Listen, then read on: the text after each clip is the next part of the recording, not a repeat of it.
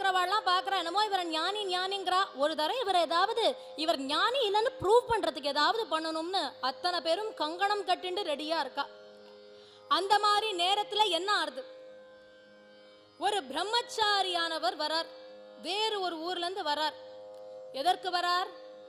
அவருக்கு திருமணம், கல்யாணத்துக்கு கையில காசு இல்லை, காசு பணம் வேணும்.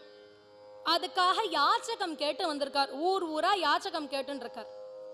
அப்போ இந்த திருவஹீந்திரபுரம் அப்படிங்கிற இடத்துல கேட்கறதுக்காக வந்துட்டார், யாச்சகம் கேட்க. ஒருத்தர் வீட்டில் போய் கேட்கிறார், ஏதோ சொல்பமா கிடைக்கிறது.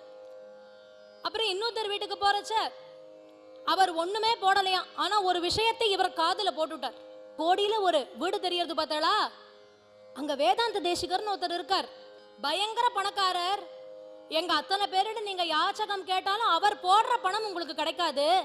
அவர் ஒருத்தர்கிட்ட போய் கேளுங்கோ, அது எங்க எல்லாரும் நாங்க எல்லாம் மொத்தமா சேர்த்து போட்டதுக்கு சமம், அவ்வளவு பணம் தருவார் உங்களுக்கு, பெரிய பணக்காரர், இந்த ஊர்லயே ரொம்ப வசதியானவர் அவர் தான், நேரா போய் கேளுங்கன்னு விட்டார்.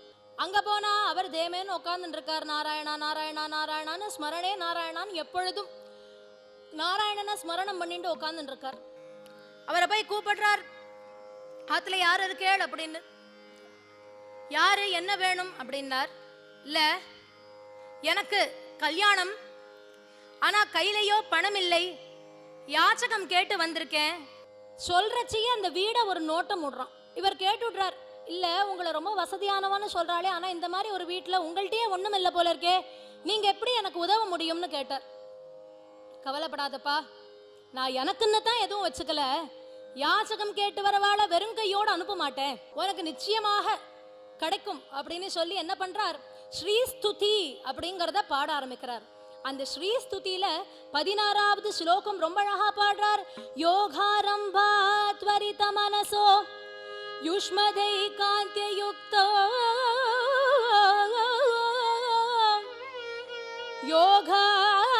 யோகாரம்பா த்வரித மனசோ யுஷ்மதைகாந்த்யயுக்தோ தர்மம் பிராப்தம் பிரதமம் இஹ யே தாரயதே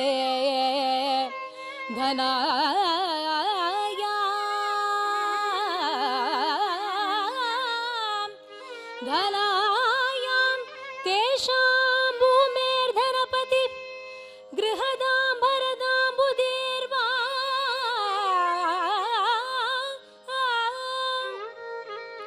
धारा निर्यन्ति अधिकं अधिकं वाञ्छितानां वसूना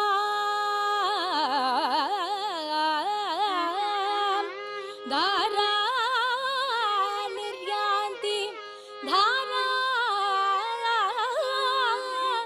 धारा निर्यन्ति अधिको अधिकं अधिकं वाञ्छितानां वसूना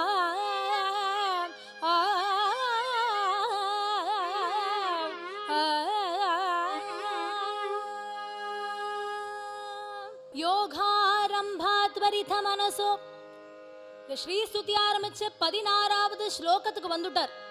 வந்த உடனே என்ன சொல்றார், தாரா நிர்யாந்த அதிகம் அதிகம் வஞ்சிதானாம் வசூனா. மகாலட்சுமி தாயே, எப்பேற்பட்டவள் நீ, உன்னையும் ஸ்ரீமன் நாராயணையும் வேறு வேறாக பார்க்கவில்லை, நீங்க ரெண்டு பேரும் பரஸ்பரம் ஒருத்தர். நாராயணன் அப்படிங்கிற ஒரு இடத்துல நீ இருக்கிறதுனால உன்னுடைய காருண்யத்தை பற்றி என்னன்னு சொல்றது. வந்திருக்கும் இந்த பிராமணனுக்கு நல்லபடியா எல்லாம் நடக்கணும், இந்த பிரம்மச்சாரிக்கு நல்லபடியா கல்யாணம் நடக்கணும், அதனால தாரையா அதிகம் அதிகம்ங்கிறார், தாரையா கொட்டு.